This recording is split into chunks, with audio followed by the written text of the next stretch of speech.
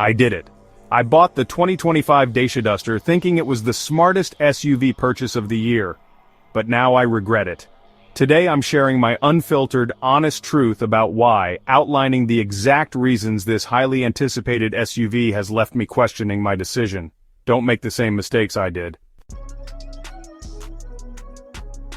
Welcome to Supercar, your trusted source for candid car reviews. If you're serious about getting the real story on new vehicles, hit that subscribe button and ring the notification bell.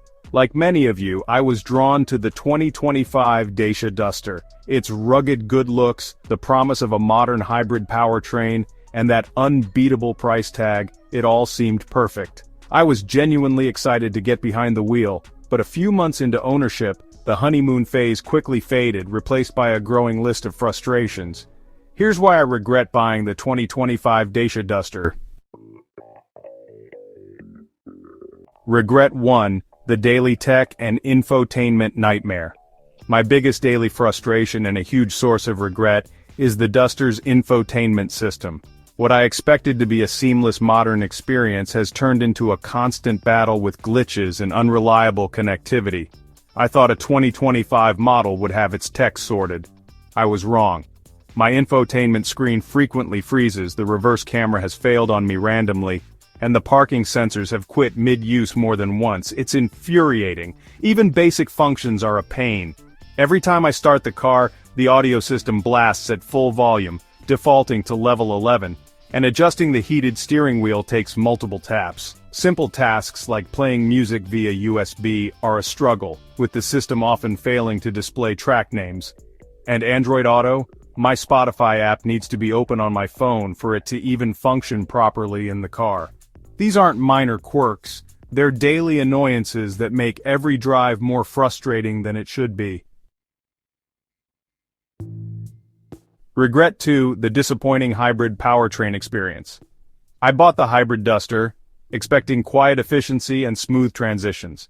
My second major regret is how disappointing the powertrain has been in real-world driving, with surprising noises and unrefined shifts that negate the promised benefits. I was sold on the idea of electric-only driving in the city and great fuel economy. While it can be efficient, the experience is far from seamless. The engine often fires up unexpectedly, and is surprisingly noisy and coarse when it does so, particularly in town or under load. On motorway slip roads, the engine screams like a kookaburra, as the 4-speed automatic gearbox struggles to find the right ratio with enormous gaps between shifts. It almost feels like it's skipping gears. This lack of refinement means the engine can shudder and send unwanted vibrations through the cabin, especially when the powertrain gets confused switching between electric and hybrid modes at junctions. The mileage estimation on the tank also proved inconsistent, making fuel efficiency feel less reliable than advertised. So, my initial savings on the purchase price are already being eaten away by unexpected bills. My third regret is the hidden costs associated with persistent electrical problems, especially issues with the start-stop system. I started getting those check start-stop messages on the dash, and honestly, the system just became unreliable. What I didn't realize is that these specialized start-stop batteries are, significantly more expensive to replace, and they seem to have a shorter lifespan too. Beyond that, I've encountered various electrical gremlins that are tough to diagnose, and, if they're not covered by warranty, they're really expensive to fix. Owners are reporting needing repairs well before even reaching 70,000 miles, which is definitely not what you expect from a brand new car. These unexpected and costly repairs are a constant source of financial anxiety for me, and yeah, they're a big reason for my regret. Regret number 4, the relentless cabin noise and material compromises. I knew it was a budget car, but my fourth regret is how truly relentless the cabin noise is, and how the interior materials wear you down over time, making every drive less comfortable than it should be. While the exterior looks rugged, the interior is dominated by hard, unyielding plastics. The door armrests are uncomfortable for elbows on longer drives, and the seat material, though durable, was showing signs of wear on my test car already. More frustratingly, the Duster is simply noisy inside.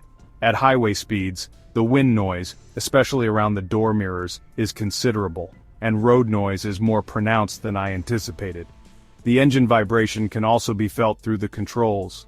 This constant assault of noise and the lack of soft-touch materials mean that what seemed like acceptable compromises on a test drive have become daily annoyances, making long journeys tiring and turning the interior into a reminder of where costs were cut. Regret number 5. The safety system letdown and dealer service hurdles. My final regret stems from the Duster's safety systems and the frustrating after-sales experience. I feel let down by features that don't always work and a dealership service that's far from premium. The driver assist tech in my Duster has proven unreliable. I've received false blind spot alerts on empty roads, and other driver aid sensor issues have popped up. While it has basic safety, it lags behind rivals in comprehensive advanced features, and the glitches are concerning. Beyond the car itself, my experience with the dealership and Dacia's after-sales service has been disheartening. Long waiting times for parts, difficulties getting issues resolved under warranty. It feels like a battle just to get basic support. When you're spending your hard-earned money on a new car, you expect a certain level of service and reliability, and the Duster, in my experience, has fallen short, compounding my regret. So, that's why I regret buying the 2025 Dacia Duster. From the frustrating tech and disappointing hybrid quirks to hidden costs, relentless cabin noise, and after-sales headaches, these are the truths I wish I knew before buying. The Dacia Duster 2025 looked like the perfect budget SUV on paper. It has its strengths, undoubtedly, the space, the design, the initial price. But for me, the accumulation of daily annoyances, unexpected issues, and a less-than-premium ownership experience has led to significant buyer's remorse. I hope my candid experience helps you. What do you think of my reasons for regret? Do they change your perspective on the Duster? Share your thoughts in the comments below. If this video helped you, please give it a thumbs up and share it. And don't forget to subscribe to Supercar for more unbiased automotive insights and essential buyer's guides. Thanks for watching, and I hope your next car purchase is a better one than mine.